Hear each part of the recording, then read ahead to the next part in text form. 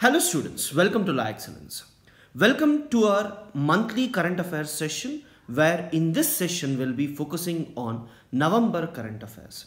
As I have already told you, we will be focusing mainly from prelims point of view, but November is very important from exam point of view because of demonetization. As there are many things which were there in newspaper only with respect to demonetization, very few things with respect to other topics were covered. Though only few topics are there in November, these topics are very important, mainly because mostly people were focusing on demonetization, but they were actually not aware of other things that were actually happening during this particular time. Mains UPSC has already asked a question about digital India. Anything can come from prelims point of view.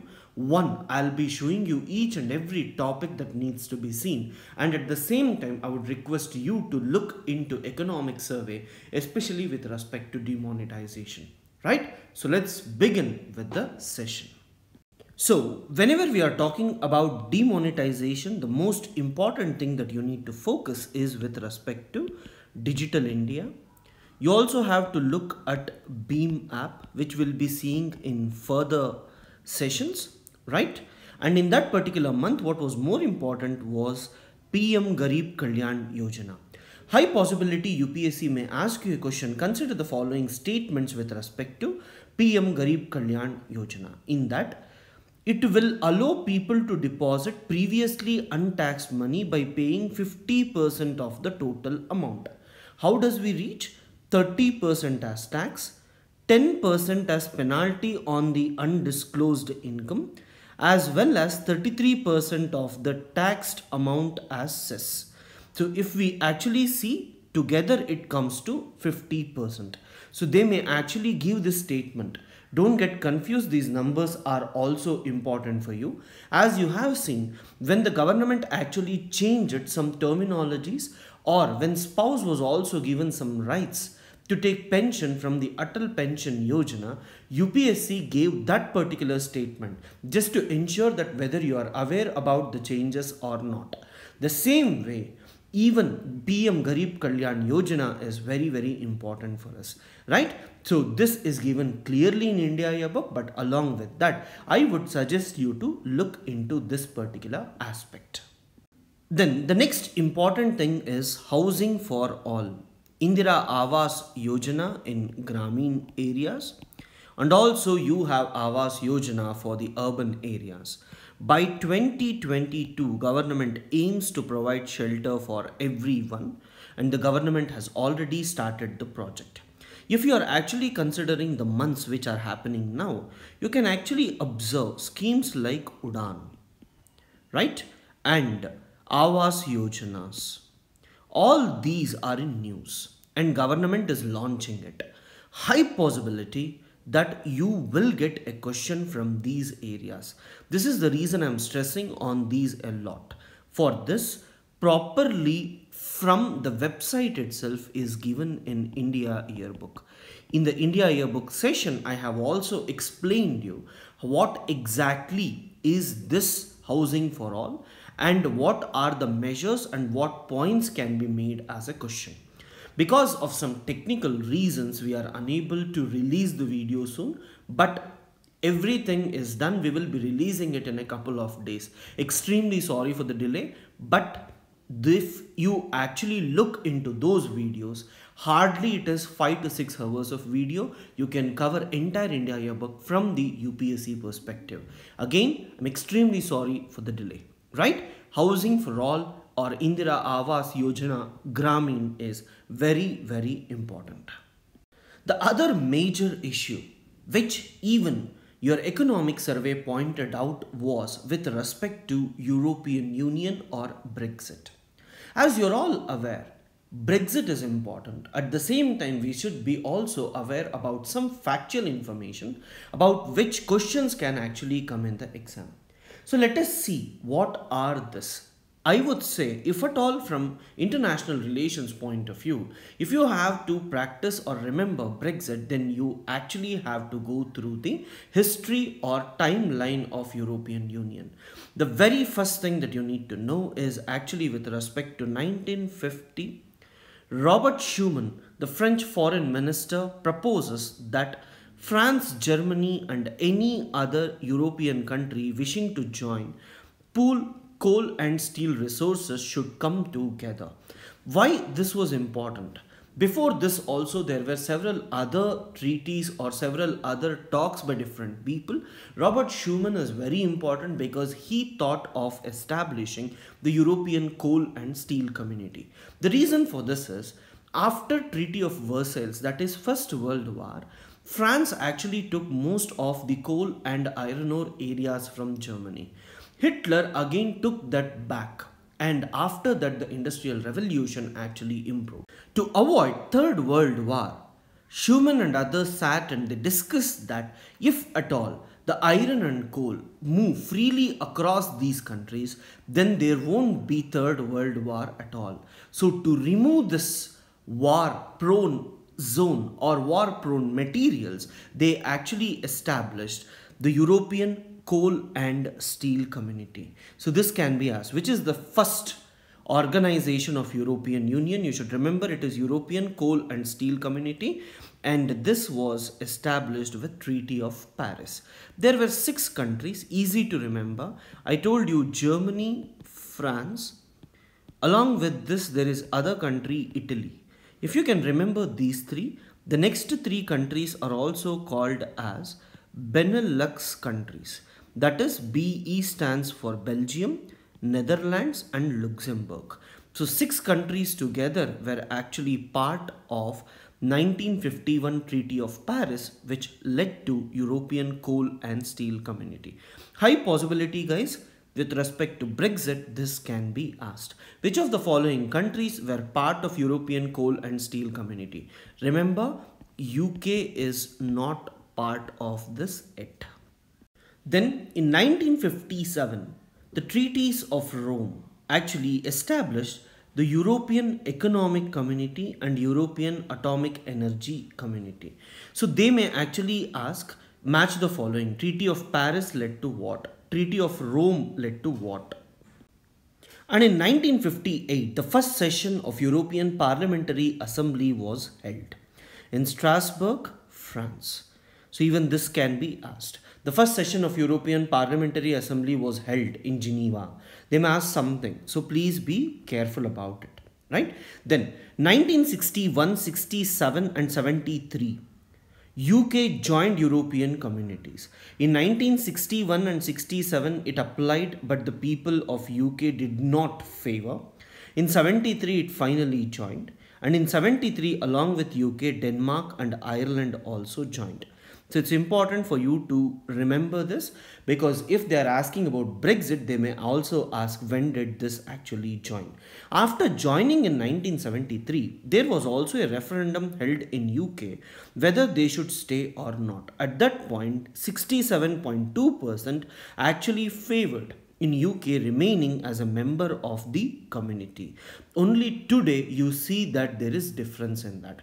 This is the reason why most of the people actually felt that British will actually vote in favor of UK remaining. But unfortunately, we saw that Britain exited from this. So that's when the things kept on changing. And most of the countries now are also going for these type of referendums.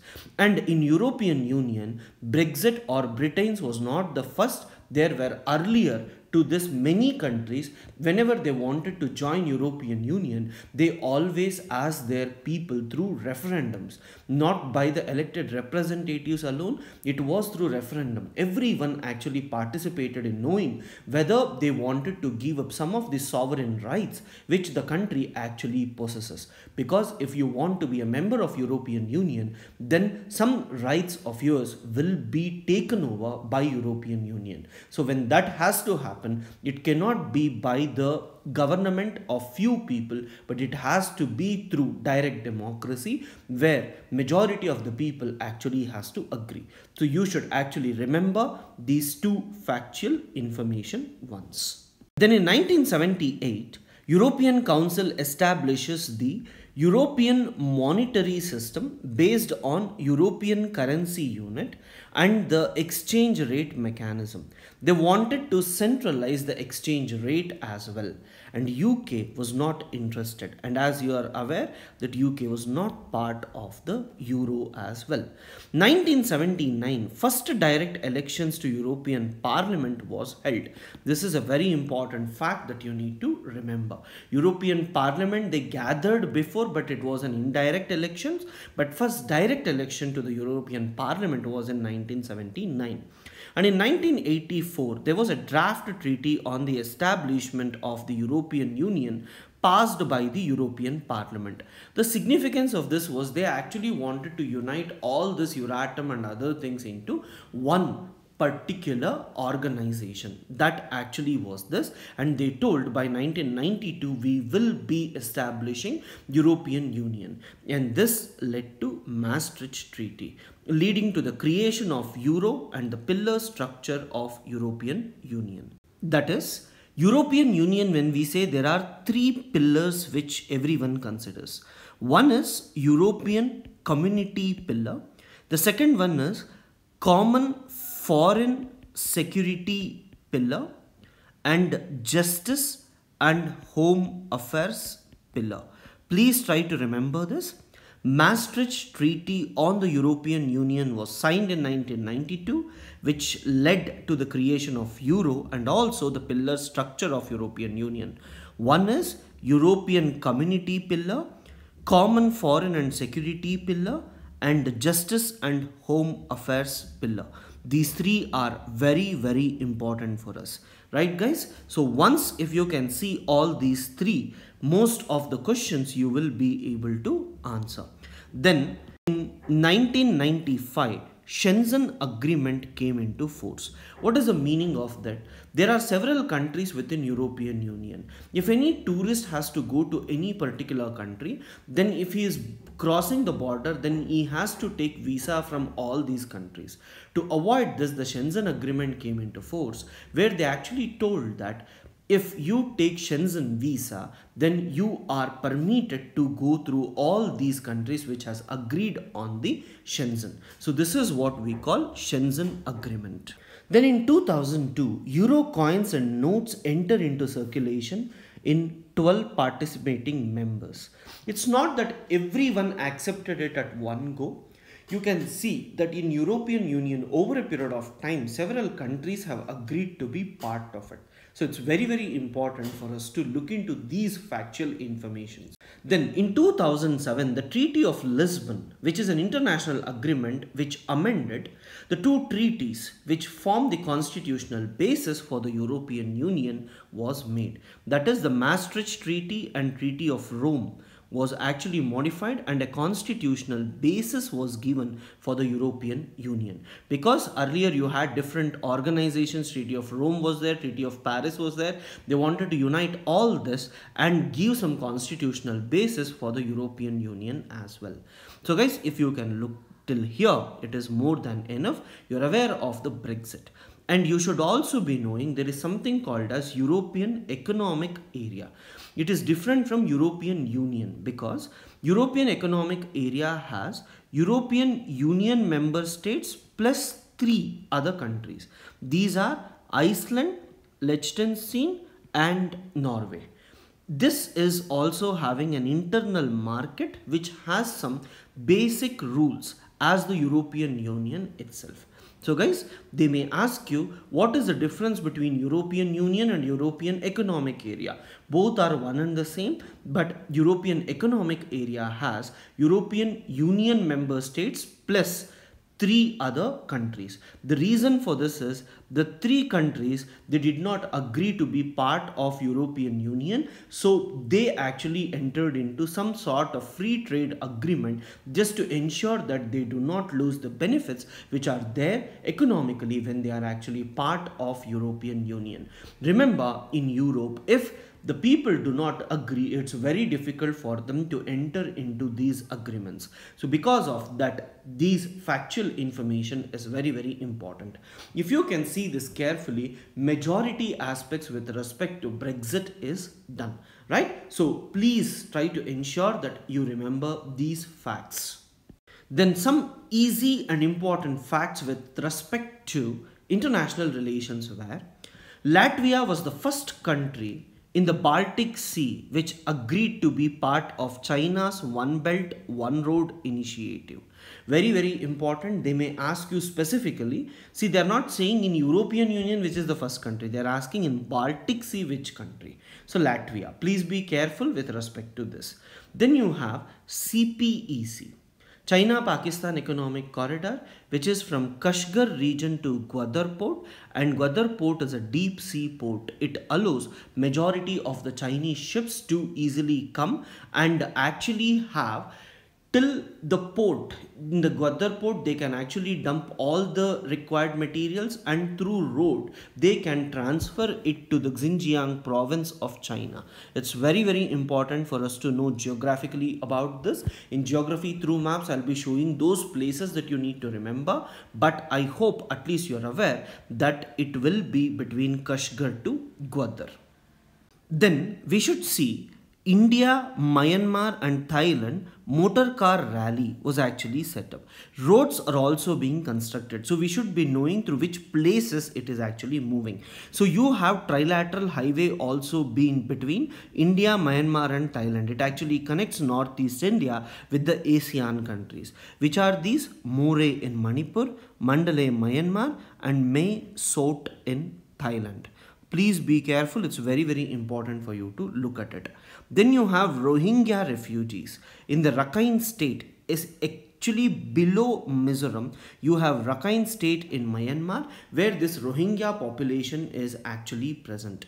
And these are Sufi inflected variation of Sunni Muslim, and Myanmar people are not agreeing for their citizenship status. So this is one of the major reason Rohingyas are in news. UPSC has already asked you which refugees are from which countries. So least possibility you may get a question about this, but if they ask, Rohingyas are from Myanmar and you should be also aware of the Rakhine state.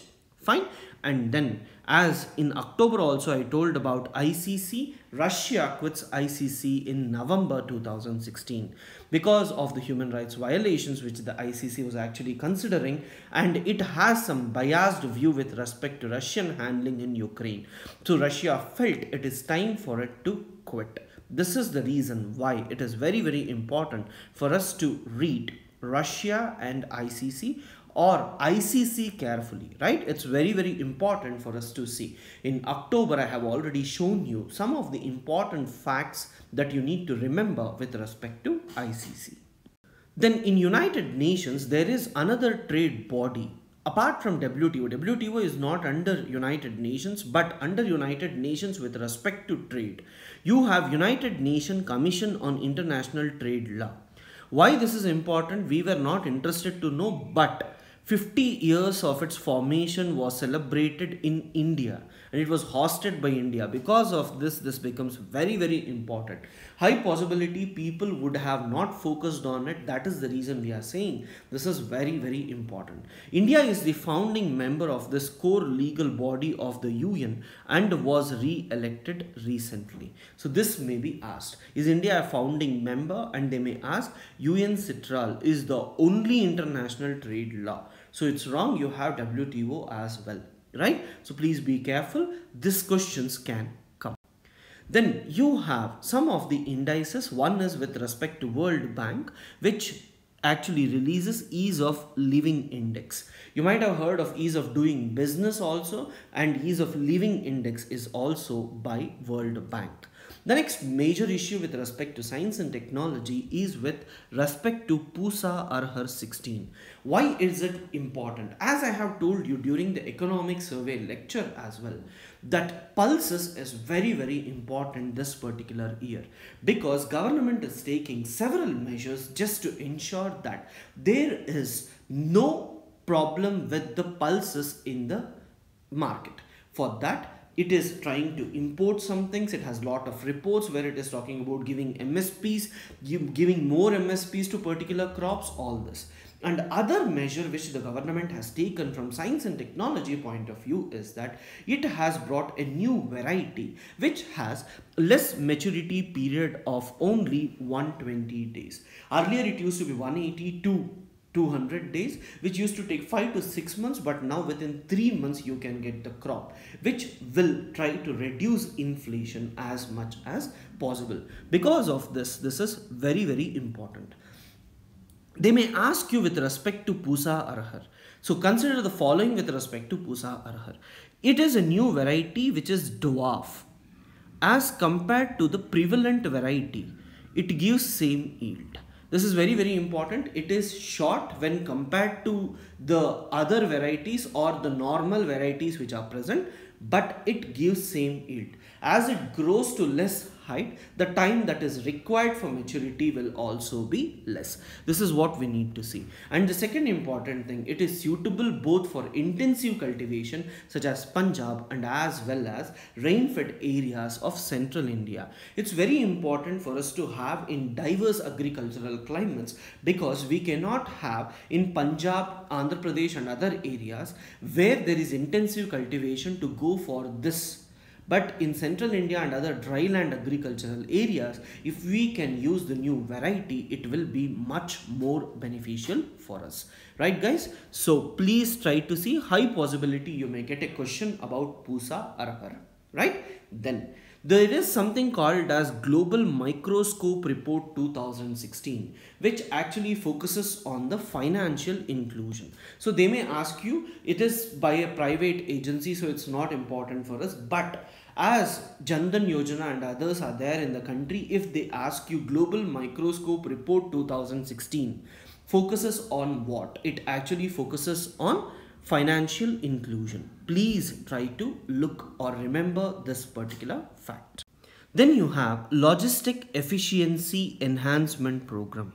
Very important. What exactly it looks at is, the NHAA has undertaken detailed project reports to examine the existing logistics infrastructure and destination of freight movement in the country. That is, it tries to give you a detailed report of where exactly the infrastructure or existing logistic infrastructure moves and the destination of this. If you can identify this, you can improve the efficiency in these areas so that it enhances the freight transportation in India through improving cost, time, tracking and transferability of the consignment. Very important for you. Then you have to look that it actually comes under Bharat Pariyojana, right? So these factors can be asked. Logistic Efficiency Enhancement Program. They are not talking about Logistic Enhancement Program. They are talking about Efficiency Enhancement, which actually reduces the cost, time and tracking and transferability of consignment through these regions. Very important from prelims point of view guys. High possibility they may ask you questions. So every statement which is given here can be A, B, C, and they may ask you 1 only, 2 only, 3 only, right? So please be careful. Then we'll see some of the facts which are usually important in this region. DTAA was signed between India and Cyprus. In economic survey also we have seen the Cyprus country. In maps, please try to identify where exactly Cyprus is there. Here they just want to ensure that companies which are misusing this and going for money laundering will be prevented through this new source of taxes. Here they will be focusing on source-based taxation of capital gains arising from alienation of shares instead of residence-based taxation. That is, earlier they used to say that wherever the company is established, there only we will be considering the capital gains tax. But now they are saying that it need not be on the residence based taxation, but it should be from where actually the money is coming from, or where actually the investment is going and profit is coming from. So this will help India to get more taxes and reduce black money or money laundering, right? It's very, very important for us to see. Then UAV Tapas 201 or RUSTOM-II, which is an unmanned aerial vehicle to carry out the intelligence, surveillance and reconnaissance. Very, very important. This time in India, your book also, they have given you list of UAVs that are actually present. So they may ask you with respect to Tapas 201. When we call that something is unmanned aerial vehicle, it will be small and usually used for intelligence, surveillance and reconnaissance. That is during war, if you want to know where exactly enemies are staying, and also if you want to know where exactly the enemy weapons are there or the air force of the enemy is. So this can actually enter into the enemy's territory and send the signals back so that we can plan accordingly. So for this, the UAVs are usually used. So it's very, very important for us to know this. Then some of the exercises, military exercises that are important. Hand-in-hand exercise between India and China, very, very important. Last time also I have showed this. There is something called as Sampriti 2016. India and Bangladesh army come together and they actually conduct this. You have Surya Kiran with respect to India and Nepal, Mitra Shakti with respect to India and Sri Lanka. Very, very important for you to focus on all these factors one after the other. So guys, my request to you is please try to ensure that you are going through these topics carefully once. Once if you can read all these information, it will be easy for you to ensure that you are gaining more marks in these type of factual information. Till now, you would have read the traditional subjects, but exam focuses on some of the current affairs based. So there it's very, very important for you to focus on these issues as much as possible. So let's quickly move into some of the other things. That is, there was a Delhi Declaration on Agro-Biodiversity Management. Not so important, but many people are talking about this. So from mains point of view, we will be taking this issue and explaining you what exactly is the outcome. But what is more important for us is the Marrakesh Conference of Parties, which actually wanted to say what should we do to bring the Paris Treaty into reality. As you are aware, climate change Paris Treaty is very, very important. This year, that is in 2016, you had Marrakesh Agreement where the countries sat together and they thought of giving fine print. See, in Paris, what they did, they told that we will try to achieve this, that's it. But in Marrakesh, they are giving some fine print, that is finest details they are trying to provide just to ensure that the Paris Treaty is implemented properly. And every country has given their own targets. It's very, very important for us to see how exactly these targets are met. So all these countries are sitting and they are discussing by 2018, we should actually make a fine print and start implementing it as soon as possible. Then as from geography point of view, it's very, very important for us to focus on Delhi smog. Whenever we talk about smog, you actually have to look at the inversion of temperature that usually happens because of long winter nights, and when you have less clouds and when you have stable wind. All these factors usually lead to inversion of temperature, and during winter this will be more, and this leads to smog. And in Delhi, mostly it is also because of the stubble burning. So agricultural pollution will also lead to smog in Delhi. So they may ask a question about this, so please be careful. The agricultural burning which actually leads to Delhi smog is called as stubble burning. Right? And from environment and ecology point of view, you also have to look at Great Indian Bustard, which is seen in Rajasthan and it is critically endangered. So earlier this would have been in endangered phase or something. Now it is in critically endangered. That's why it's in news. It's very, very important for us to look at this. Then last year also you might have observed a question in environment and ecology from fly ash utilization point of view. They actually asked fly ash is used in which of these. So this question was asked. But sir, why is it important? The fly ash, which has the dust particles within it, whenever they settle on the sand or whenever they are present, they actually they absorb the solar rays. Whenever they absorb, the albedo will be reduced when it comes to glaciers. But when you are talking about the land, if this is covered, it prevents water from going down. Just to ensure that this fly ash is not dumped outside, and wherever it is produced, especially during the thermal power stations and all, because our coal has lot of fly ash in it, whenever this is present, then you can actually ensure that the groundwater degradation level has reduced as much as possible. So Maharashtra is the first state to have this fly ash utilization policy at source, that is wherever it is done. Whenever environment and ecology or something is there, they are usually asking which is the first state to implement it. Because of that, this is important for us. Then some factual information which they may ask you. First is Billy, the satellite which is actually used to study the signature of life on Mars. So they may ask you what is the role of Billy satellite or something, right? It's very important for you to remember it. Then aquaponic technique. The meaning of this is you are actually combining horticulture and aquaculture. Please be careful, they may ask you. Aquaponic technique combines which of the following? They may give you horticulture plus agriculture, horticulture plus animal husbandry, something of this sort. So it is horticulture plus aquaculture.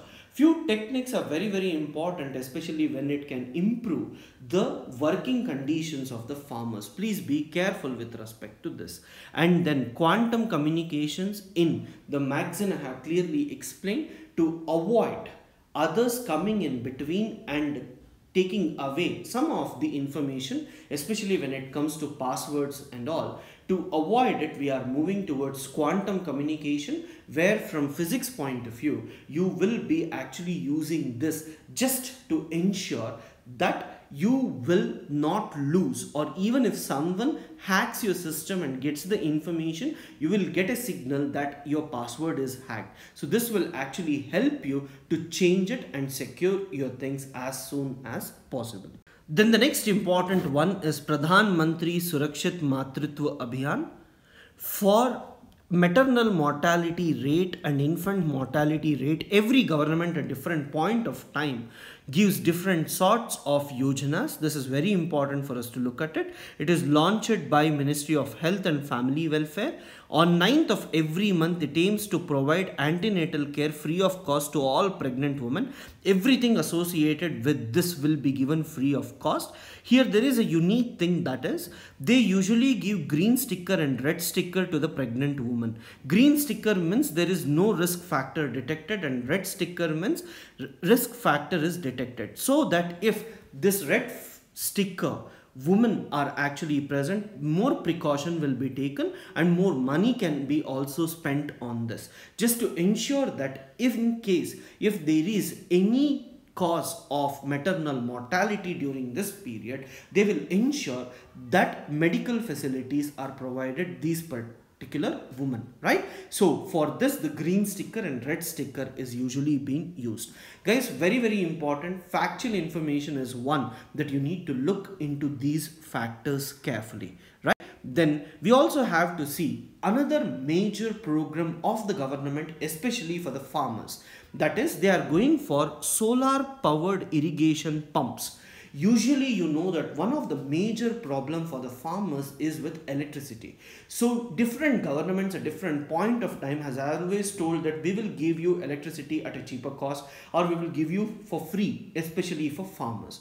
Now with this, that Saur Sujala Yojana, they are actually giving the solar powered irrigation pumps of 3 HP and 5 HP capacity to ensure that even though if there is no electricity in these areas, especially Chhattisgarh, where in deep inside the remote areas where the electricity connectivity is very less, these pumps can be very much beneficial for the farmers. Chhattisgarh was the first state to implement the scheme. This is the scheme of central government and Chhattisgarh is the first state. So don't get confused between these two. Then you have something called as TREAT scheme, that is trade related entrepreneurship assistance and development scheme. So they may ask you, TREAT scheme focuses on what? It is women entrepreneurs, that is to promote women entrepreneurship. TREAT scheme has been launched by MSME. Very important, please try to remember it. Then guys, as you are coming across refugees and all, one major thing that everyone will be thinking is, what is the actual difference between asylum seekers and refugees? According to United Nations Human Convention on Refugees, the UN Refugee Agency, this UNHCR is actually a UN refugee agency. It says that asylum seekers are individuals who have sought international protection and their refugee status have not yet been determined. For example, before coming itself, you people usually ask for asylum status. Baloch people, they usually ask, please give us asylum status in India. Or once they come, if they are not considered to be refugees, then they will ask, please give me asylum. So usually it is, they are seeking international protection and their refugee status has not yet been confirmed. Whereas when we call someone to be a refugee, who are refugees? They have fled from their home country and they are in a third country, and they have fled their home country because there is threat to their life, because of their belief, because of their language, religion, culture, race, and most importantly their political orientation may also lead to their death. According to these, if there is anything, then it is called as refugees. So asylum seekers, refugee status is not yet confirmed, whereas whenever we talk about the refugees, they enter into another country. For example, Sri Lankan Tamils, if they go to Australia and if they say, we don't have any visa or anything, but we have fled Sri Lanka mainly because of the fear of our ethnicity, and Australia has to consider them as refugees. According to international convention, the refugees should be treated on par with your citizens. They should be given lot of facilities like job opportunities and all. As this is an economic burden for most of the countries, many people usually don't want to call the people as refugees. This is the debate that is actually happening in European Union. That is, if we call them migrants, we can actually send these people back to their country and we may not give the economic benefits. But if they call someone to be refugees, then all the facilities needs to be given. And you cannot send them back to the country where they have the threat. So this is the reason why there is lot of confusion between migration and refugee definition. So just try to ensure that refugees are the one because of fear who have fled their country, whereas migrants are the one who have moved because of the push-pull factors. And at last, you have something called as Franken fixation. The meaning of this is there will be genetic modification which will try to ensure that carbon dioxide will be fixed in the soil. Franken fixation is the genetic modification of organisms which will actually help to fix carbon dioxide to be stored in the soil. It's very important for us to ensure that carbon dioxide is reduced in the atmosphere to ensure climate change is managed. So all these factors are usually done. At last, the most important one that is required is Trinetra. What is it? It is terrain imaging for diesel drivers, infrared, enhanced optical and radar assisted system, and its high resolution optical video camera, high sensitivity infrared video camera and a radar based camera terrain mapping system. It will be beneficial in actually knowing where exactly we are actually moving and how exactly the things are there.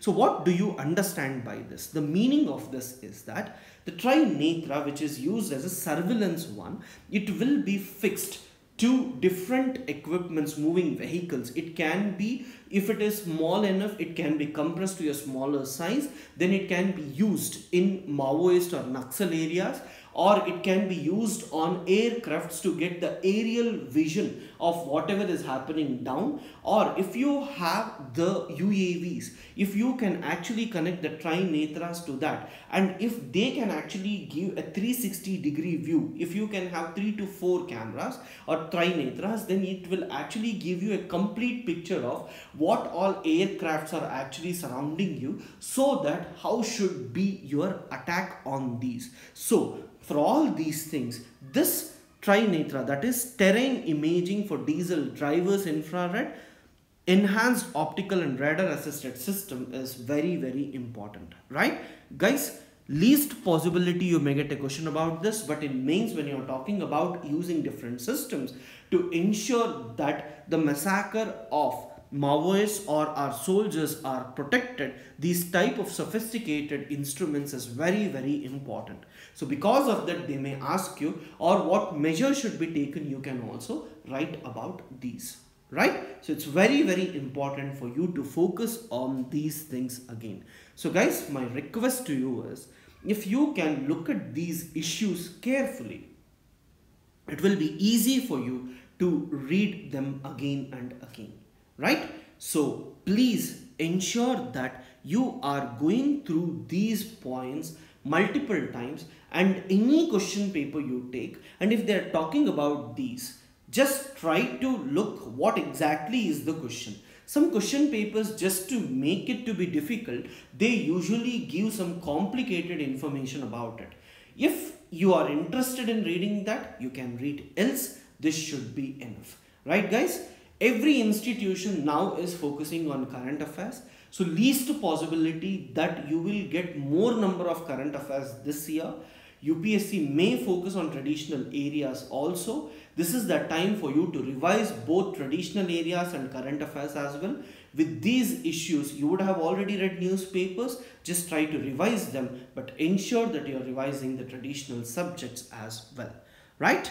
Thank you guys, thanks for watching, and extremely sorry, we will be uploading India yearbook in a couple of days. Thank you.